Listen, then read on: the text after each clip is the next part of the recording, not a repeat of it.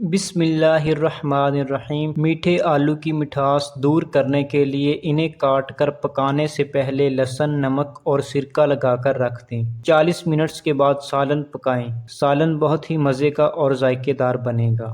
مکھیوں کو کمرے سے دور بھگانے کے لیے لونگ کو لیموں میں پھنسا کر رکھ دیں۔ لونگ اور لیموں کی مہک مکھیوں کو پسند نہیں۔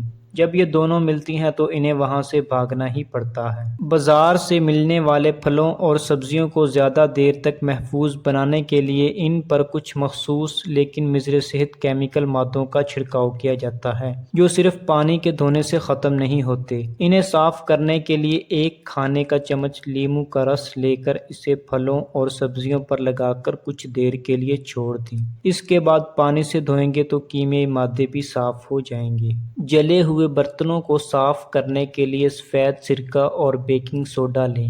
پہلے ابلے ہوئے پانی اور سرکے کو جلے ہوئے برتن میں ڈال دیں تاکہ کھانے کے چپٹے ہوئے ذرات کو الگ کیا جا سکے۔ اس کے بعد باقی ماندہ حصے کو بیکنگ سوڈا سے رگڑ کر صاف کر دیں۔